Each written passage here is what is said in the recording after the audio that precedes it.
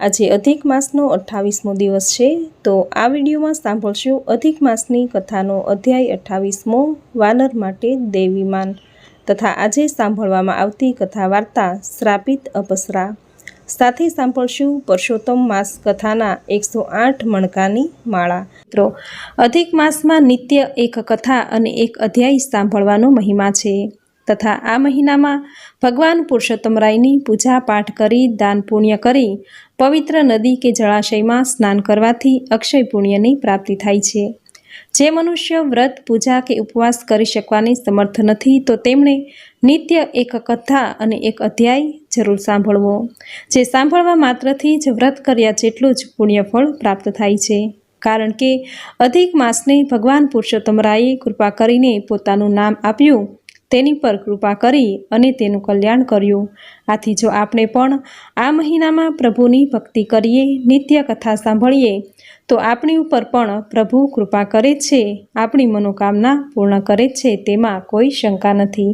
તો મિત્રો, આ વિડીયોમાં આપણે સાંભળશું અધિક માસની કથાનો અધ્યાય 28મો વાનર માટે દેવીમાન અને આજની કથા શાપિત અપસરા। બોલો ભગવાન પુરુષોત્તમ રાયની જય। તો સૌ પહેલાં સાંભળશું આજનો અધ્યાય વાનર માટે દેવીમાન। શ્રી નારાયણ બોલ્યા, ધર્મરાજાએ કદરને તેના ચોરીના કૃત્ય બદલ વાનરનો જન્મ મળે તેવી શિક્ષા કરી। એટલે ચિત્રગુપ્તે દૂતોને કહ્યું કે આ બ્રાહ્મણે લોભ કર્યો અને અંતમાં ચોરીનો ધંધો કર્યો। તેના ફળરૂપે વાનર તરીકે જન્મતા પહેલાં તે પ્રેતપણાને પામે। હજુ તો તેને નરકમાં ઘણા દુઃખો ભોગવવાના બાકી છે। કદર્મ બ્રાહ્મણ પ્રેત રૂપે ઘણા દુઃખો સહન કરતો ઘણા વર્ષો સુધી તે અરણ્ય જેવા વનમાં આથડ્યો અને ખૂબ રીબાયા પછી ફળની ચોરીની શિક્ષા રૂપે વાનર જન્મ પામ્યો। જેબુ ખંડમાં આવેલા રમણીય કાલંજર નામે એક પર્વત પર ઇન્દ્ર કુંડ આવેલો છે। તેની નજીક આવેલા મૃગતીર્થમાં તે વાનર તરીકે જન્મ્યો। મૃગતીર્થ એ શ્રાદ્ધ માટેનું પવિત્ર ધામ ગણાય છે। અહીં કરેલા શ્રાદ્ધથી પિતૃઓ સદગતિને પામે છે। અગાઉ દૈત્યોથી ત્રાસેલા દેવો આ સ્થળે મૃગ રૂપે છુપાઈને રહેતા હતા, તેથી તેનું નામ મૃગતીર્થ પડ્યું છે। આવા પવિત્ર ધામ સમા મૃગતીર્થમાં કદર્મ બ્રાહ્મણ વાનર રૂપે જન્મ્યો। આ સાંભળી નારદજીએ શંકા દર્શાવતા કહ્યું કે હે નારાયણ, કદર્મ બ્રાહ્મણ કપટી હતો, છતાં આવા પુનિત ધામમાં તેનો જન્મ કેમ થયો તેની સ્પષ્ટતા કરો તો કૃપા કરી કહેવાશે। શ્રી નારાયણ બોલ્યા, હે નારદ, તમારી શંકાનું સમાધાન કરવા એક દ્રષ્ટાંત કહું છું, તે સાંભળો। પૂર્વે એક નગરમાં એક વૈશ્ય તેની પત્ની સાથે સુખરૂપ રહેતો હતો।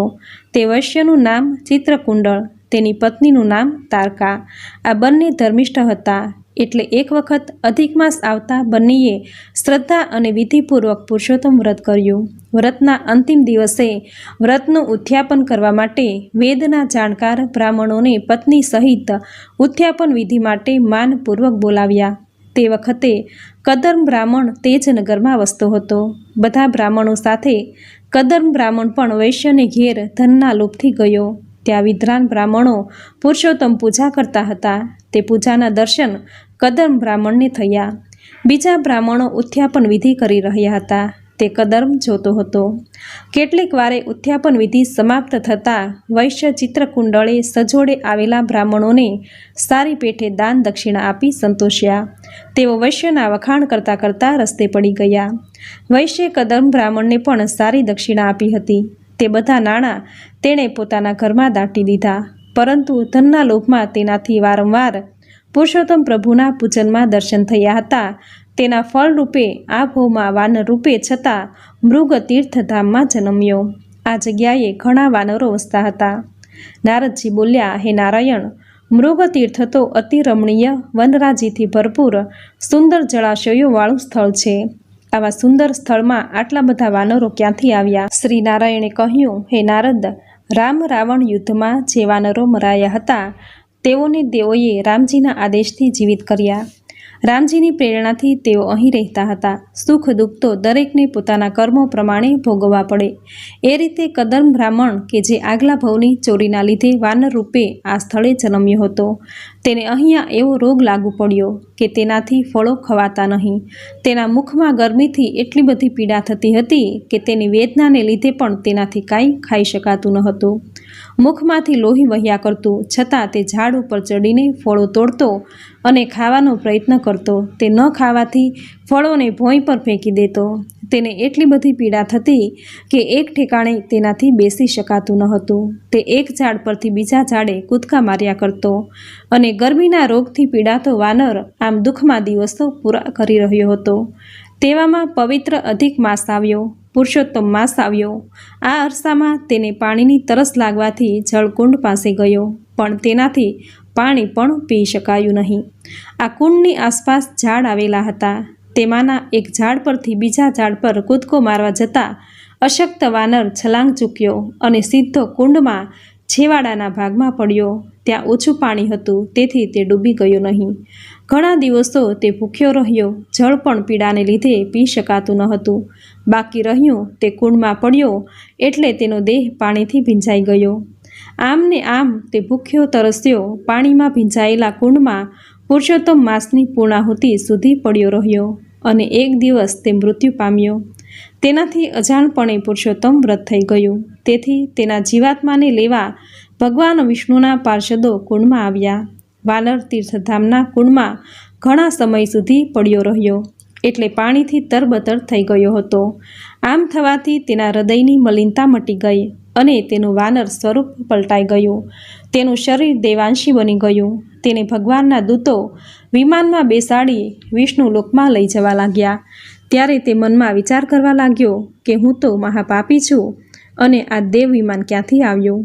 તેણે વિમાનમાં રહેલા ભગવાનના પાર્ષદો પુણ્યશીલ અને સુશીલને કહ્યું, હે દેવદૂતો, હું તો પુણ્યથી વંચિત અને પાપ કર્મમાં રચનારો દુષ્ટ બુદ્ધિ વાનર છું, છતાં મારા માટે દેવ વિમાન ક્યાંથી આવ્યું. દેવના દૂતો તેની ભ્રમણા ભાંગવા વાનરમાંથી દેવાંશી બની પાસે બેઠેલાને સત્ય હકીકત કહેવા લાગ્યા. આ પ્રમાણે ઇતિશ્રી બૃહદ નારદીય વિશે પુરુષોત્તમ મહાત્મ્યમાં અધ્યાય 28મો સમાપ્ત થયો. બોલો ભગવાન પુરુષોત્તમ રાયની જય. તો મિત્રો, આપણે સાંભળી અધિક માસની કથાનો અધ્યાય 28મો. હવે સાંભળશું આજે સાંભળવાની કથા વાર્તા શાપિત અપ્સરા. ઇન્દ્રલોકમાં કુબેરની એક માનીતી અપ્સરા હતી. તેનું નામ સ્મિત વિલાસી. તે આખો દિવસ હસ્યા જ કરે. એક દિવસ આ અપ્સરા પોતાની સખીઓ સાથે નૃત્ય કરતી હતી. મૃત્યુલોકના કુરુક્ષેત્રમાં ભ્રમણ કરવા આવી. ત્યાં સુગંધિત પુષ્પોના ઘણા છોડ હતા. તેણે ઘણા સુવાસિત રંગબેરંગી પુષ્પો ચૂંટી તેનો હાર બનાવ્યો. પરંતુ પ્રશ્ન એ ઊભો થયો કે આ ફૂલહાર પહેરાવો કોને? તેવામાં દુર્વાસા ઋષિ ત્યાંથી નીકળ્યા.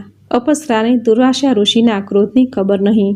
તેણે તો સ્વાભાવિક રીતે ઋષિના ગળામાં પેલો ગૂંથેલો હાર મૂકી દીધો અને દુર્વાસા ઋષિનો ક્રોધ ભભૂકી ઉઠ્યો. તેણે અપ્સરાને શ્રાપ આપ્યો કે તું પિશાચીની સ્વરૂપે પૃથ્વી ઉપર ભટકીશ. અપ્સરાને હવે પોતાની ભૂલ સમજાઈ, પરંતુ હવે એ શ્રાપિત બની ગઈ હતી. તો પણ તેણે શાપ મુક્ત થવા ઋષિના ચરણ પકડીને ક્ષમા માંગી. આથી ઋષિ થોડાક શાંત થયા પછી બોલ્યા, હે ઇન્દ્રલોકની અપ્સરા, હવે તું દક્ષિણ દેશમાં આવેલા કુમારી ક્ષેત્રમાં જા. ત્યાં આગળ યાજ્ઞવલ્ક્ય કુળમાં ઉત્પન્ન થયેલી એક સ્ત્રી ઘણા વર્ષોથી તપ કરે છે. તું ત્યાં અધિક માસ આવે ત્યારે જજે.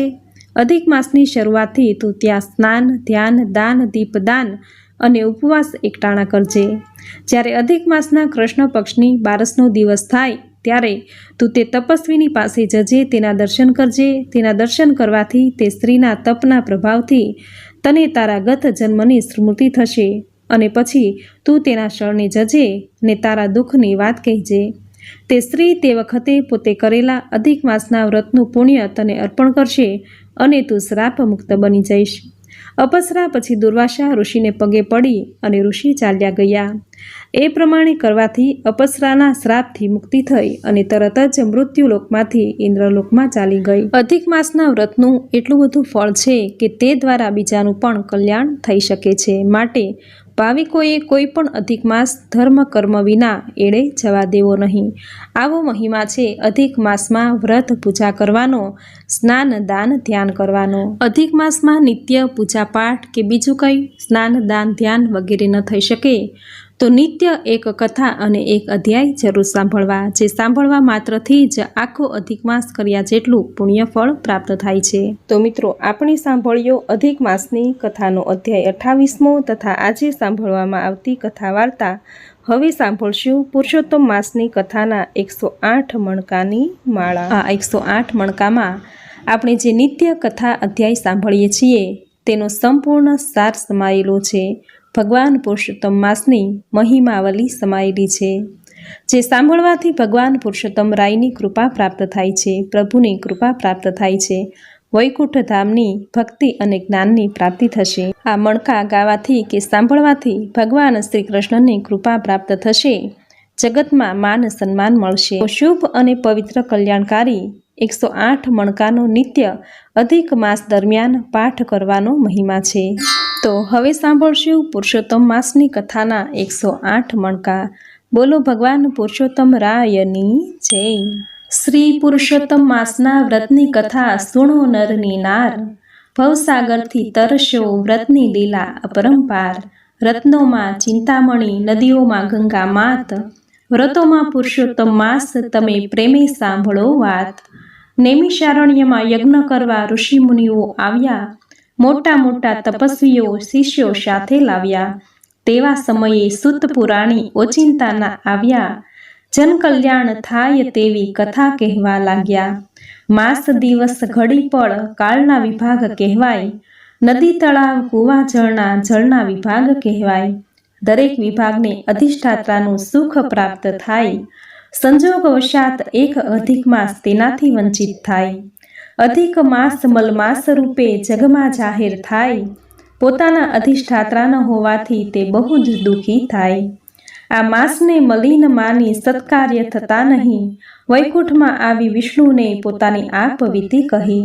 30 દિવસ સુધી સૂર્યનું સંક્રમણ અટકી જાય, તેથી આ જગતમાં મલમાસ હળધૂત બહુ થાય।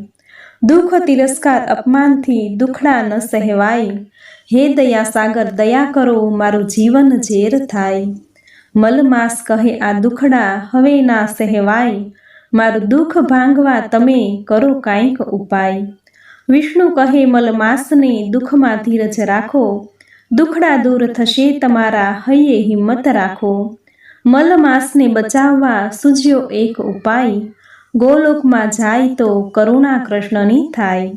ગોલોકની જમણી બાજુ આવ્યું વૈકુંઠ ધામ, ડાબી બાજુએ શિવલોક છે અતિ સુંદર ઠામ। ગોલોકની વચ્ચોવચ્ચ છે શ્રી કૃષ્ણનું મંદિર, મણિરત્નના તેજમાં તેમના ચમકે ચીર। સદા ભોળા ભક્ત સમક્ષ કૃષ્ણ પ્રગટ થનારા, ગોકુળ ગામે ગોવાળનો વેશ ધારણ કરનારા। શ્રી કૃષ્ણે દેવકીજીને કંસના ભયથી મુક્ત કરી, દુશાસનના હાથમાંથી દ્રૌપદીને બચાવી।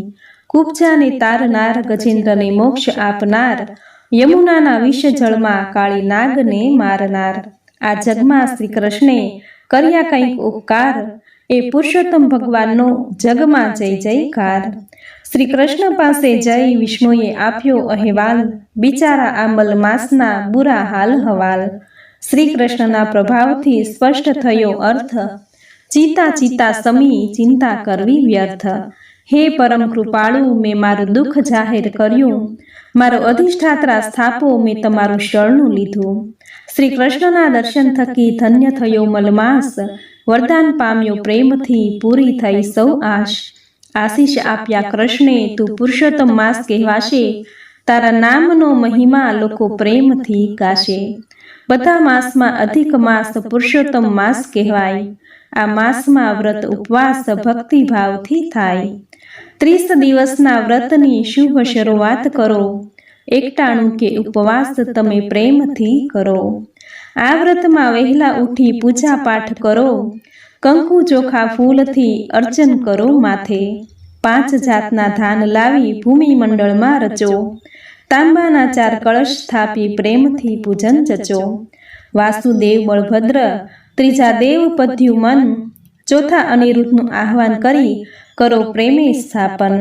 પાટલા ઉપર છબી પથરાવી કરો ઘીનો દીવો, નિર્મળ નીરથી સ્નાન કરીને ચરણામૃત પીવો। કપાળમાં ગોપી ચંદનનું ઉધર્વ પુંડ તિલક કરો, ઉધર્વ પુંડની બરોબર વચ્ચે એક ટપકું કરો. ઉધર્વ પુંડમાં શ્રી વિષ્ણુ અને લક્ષ્મીજીનો વાસ, ત્રિપુંડમાં શિવ શંકર પાર્વતીજીનો વાસ. પ્રાણાયામ કરી શ્રી કૃષ્ણને નમસ્કાર કરો. મા ગાયત્રીનું ધ્યાન ધરીને પ્રેમી મંત્ર પાઠ કરો. અખંડ દીપ પ્રગટાવીને ભોળા ભાવે પૂજન કરો. નૈવેદ્ય ધરાવો ભાવથી ચરણામૃતનું પાન. આરતી ઉતારો શ્રી કૃષ્ણને પ્રેમી નમસ્કાર કરો.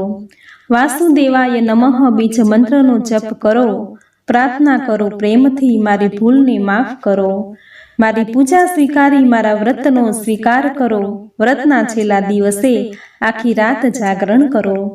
શ્રી કૃષ્ણનું કીર્તન કરી વ્રતની પૂર્ણાહુતિ કરો. શ્રદ્ધાથી જે વ્રત કરે પામે ધન ભંડાર. આ જગમાં આ વ્રતનો મહિમા અપરંપાર. આ વ્રતને ઇનકારવાથી મેઘાવતી થઈ પંચવતી દ્રૌપદી. તેના દુઃખ ફળ રૂપે પાંડવોને બહુ વિપદ પડી. રાજપાટ તજીને એમને જંગલ રહેવું પડ્યું. દુઃખમાંથી મુક્ત થવા તેમને આ વ્રત કરવું પડ્યું. હઠ કરી મેળવવાથી સારું પરિણામ આવે નહીં. ભલે મેળવો વરદાન શુભ ફળ મળે નહીં.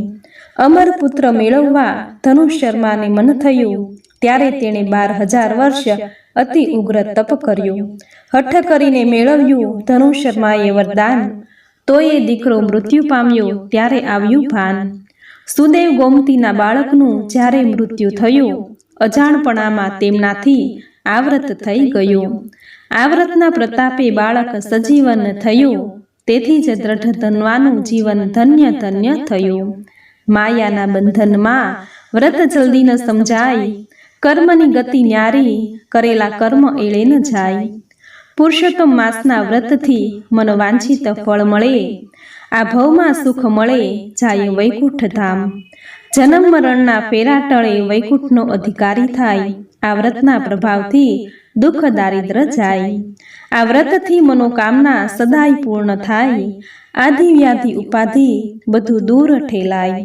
આ માસમાં જે કૃષ્ણનું વ્રત પૂજા દાન કરશે, સુખ શાંતિ સહેલાયથી પ્રાપ્ત કરી શકશે. પુરુષોત્તમ માસના વ્રતથી 100 યજ્ઞનું ફળ મળે. ભૂત પ્રેત પિશાચની બધી પીડાઓ દૂર ટળે. સુખ સંપત્તિ સંતાન શાન માન કીર્તિ મળે. દર્શન આપે ભગવાન, અંતે વૈકુંઠ ધામ મળે. 108 માળાનો પાઠ કરે, તેની પર પ્રભુ કૃપા કરે. મનોકામના પૂર્ણ થશે, મળે જગમાં માન. દાસ તમારો ગાવી કહે, હે પુરુષોત્તમ ભગવાન. સદા સૌને આપજો શક્તિ ભક્તિને જ્ઞાન. આ પ્રમાણે અધિક માસની 108 મણકાની માળા અહીં પૂર્ણ થાય છે. બોલો ભગવાન પુરુષોત્તમ રાયની જય. પવિત્ર આ પુરુષોત્તમ મહિનો પુરુષોત્તમ ભગવાનનો.